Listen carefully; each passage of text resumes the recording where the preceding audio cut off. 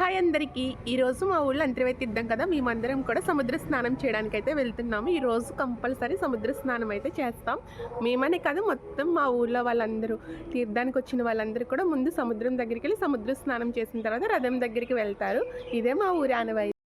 మాకు సముద్రం చాలా దగ్గర, 1 కిలోమీటర్ కూడా ఉండదు. ఇంటి వెనక వైపు నుంచి నడుచుకుని వెళ్ళిపోతే. కాకపోతే ఏంటంటే అక్కడ సముద్రానికి వెళ్ళే దారిలో ఇల్లులు ఉంటాయి కదా, వాళ్ళు ఏంటంటే వాళ్ళ స్థలాలు కొంచెం దారులు కట్టేయడం వల్ల, లేదంటే కొంచెం కంచి వేసేయడం వల్ల ఇలా అయితే తిరిగి వెళ్ళాల్సి వస్తుంది. అంటే యూ షేప్లో తిరిగి మళ్ళీ మా ఇంటి బ్యాక్ సైడ్కి కొంచెం ఎదరికైతే రావాల్సి వస్తుంది అనమాట. అలా మాకు ఒక 3 కిలోమీటర్స్ 2.5 కిలోమీటర్స్ అయితే పడుతుంది. నార్మల్గా నడిచి వెళ్ళిపోవాలంటే ఒక 1/2 కిలోమీటర్ కొంచెం ఎక్కువ ఉంటుంది. ఇలా చాలామంది అయితే నడిచి వెళ్ళే వాళ్ళు వెళ్తారు, బైక్ మీద వెళ్ళిపోతారు, కార్లు కూడా సముద్రం వరకు వెళ్ళిపోతాయి. అంటే రోడ్డు ఉంటుంది అనమాట, ఇబ్బంది ఏమి ఉండదు. చాలా మంది వెళ్తున్నారు. ఇలా చూసారా, చిన్నపిల్లలు ఇక్కడ నడుచుకుంటూ వెళ్ళిపోతున్నారు. అలా ప్రతి ఇంట్లో వాళ్ళు సముద్ర స్నానమే చేస్తారు. ఈరోజు చేసిన తర్వాత తీర్థం దగ్గరికి వెళ్తారు. తీర్థం అంటే ఈరోజు రథం ఉంటుంది, రథం దగ్గరికి వెళ్తారనమాట. అప్పుడే చాలా మంది అయితే చేసి వచ్చేస్తున్నారు. మేమైతే 8:30 ఆ టైంకి అయితే స్టార్ట్ అయ్యాము. అప్పుడే పూజ కూడా చేసేసుకుని తిరిగి వచ్చేస్తున్నారు చాలా మంది.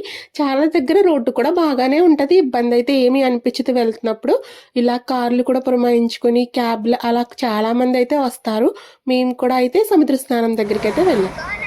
అమ్మా అక్కడే ఉన్నారు అందరం, మీరు తప్పిపోయి ఇక్కడికి వచ్చేసారు. మేమైతే అందరం కలిసి వెళ్ళాము. కాకపోతే ఒక బైక్ అయితే ఒక దారి కాకుండా కొంచెం వేరే వైపుకి వెళ్ళింది.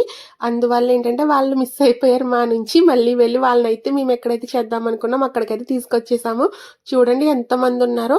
అప్పటికే చాలా మంది చేసేసి వెళ్ళిపోతారు. అంటే మార్నింగ్ 5:30 6 నుంచే చాలా మంది అయితే వెళ్తారు. చూసారా, ఇక్కడ చిన్నపిల్లలు వాళ్ళ నేమ్స్ ఎలా రాసేస్తారు, సర్ నేమ్తో సహా, అంటే ఇంటి పేరుతో సహా వాళ్ళ పేర్లు పూర్తిగా రాసేసుకున్నారు. అదే పెద్దవాళ్ళు అయితే అలా అయితే రాయరు. మా గగన అయితే ఏదో కెమెరా లాంటిది తీసుకొచ్చింది. ఇంకా దీంతో చాలా ఫొటోస్ అయితే తీసేసింది. బట్ ఇది పని చేస్తుంది లేదో నాకైతే తెలియదు, కానీ కాసేపటికి ఆ నీటిలో పడేసి గంతులు వేసుకుంటే తిరిగి అది ఇంటికి వచ్చినప్పుడు అయితే తిరిగి అయితే తీసుకురాలేదు, అక్కడే పడేసేసింది. అంటే పిల్లలు ఎక్కువ మంది ఉన్నారనేసి మేము ఎక్కువ కెరటాలు రావు కదా, అక్కడైతే స్నానాలు అయితే వెళ్ళాము. అంటే ఒక్కొక్క చోట అయితే గుంటలు గుంటలు గుంట ఎక్కువ కెరటాలు అయితే వచ్చేస్తాయి. ఏం చేస్తున్నారు ఫ్రెండ్స్, చెప్పు.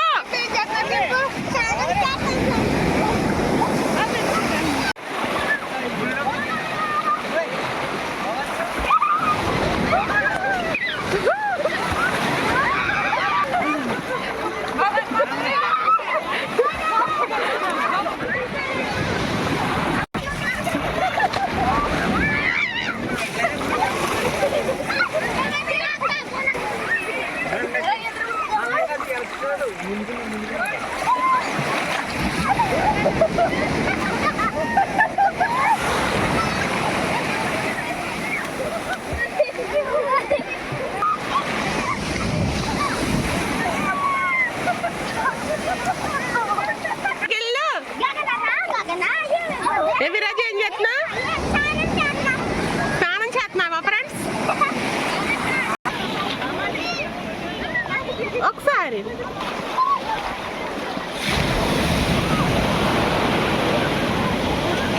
చూసారు, అసలు మా వాళ్ళకి కొంచెం కూడా భయం లేదు. మా విరాజ్ గడ అయితే అస్సలు భయం లేకుండా తెక్కొట్టేసుకున్నాడు. ఇలా స్నానాలు అయిపోయిన తర్వాత పూజ అయితే చేసుకుంటారు. సముద్రంలో ఇసుకని ఇలా 3 గుప్పెట్లతో ఇసుక అయితే తీసుకొస్తారు. ఎంతమంది ఉంటే వాళ్ళ ఇంట్లో అంతమంది కూడా అలా దోశలతో ఇసుకని తీసుకొచ్చి ఇలా అయితే వేసి పూజ అయితే చేస్తారంటే అక్కడ దీపారాధన చేస్తారనమాట. తర్వాత తీసుకుని వెళ్ళిపోయి మళ్ళీ సముద్రంలో అయితే కలిపేస్తారు. కలిపేసి వాళ్ళ పూజనైతే అయితే ముగించుకుని ఇంటికైతే వచ్చేస్తారనమాట. అక్కడే ప్రసాదాలు కూడా పెడతారు. మళ్ళీ ఇంకొకసారి ఇలా పూజ చేసిన తర్వాత మళ్ళీ సముద్రంలో దిగి స్నానం అయితే చేయరు, అప్పుడే చేస్తారు. ఇక్కడ దీపారాధన చేయాలంటే చాలా కష్టపడాల్సి వస్తుంది, ఎందుకంటే అసలు గాలికి దీపారాధన మనం ఎంత వెలిగించినా కూడా వెలగదు.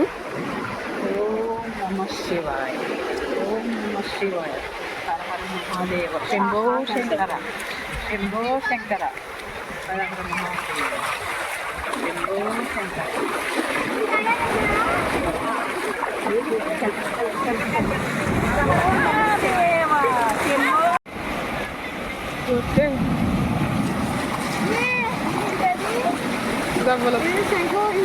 మా విరాజగడి పూజ కూడా అయిపోయింది. మాకైతే సముద్రంలో కొన్ని గవ్వలు అయితే దొరికాయి, అష్టచమ్మ ఆడుకుంటాం కదా అయ్యి. మేము ఇంకా అక్కడ చాలాసేపు అయితే ఉండిపోయాం, ఒక 1 అవర్ పైగాని. సూర్యుడు కూడా ఇంకా నడినెత్తి మీదకి అయితే వచ్చేసాడు అనమాట, అంతవరకు ఉండిపోయాం. చూసారా, అసలు ఆ లైటింగ్కి నేను వీడియో ఏది ఫోకస్ చేస్తున్నానో కూడా తెలియకుండా అయిపోయింది. అంత ఎండ అయితే అక్కడ ఉండగానే వచ్చేసింది. వచ్చాము. చాలా హ్యాపీగా ఉంది ఇక్కడ. మా గగన కూడా వీడియో ముందు మాట్లాడేస్తుంది. మా గగన చాలా బాగా చదువుతుంది.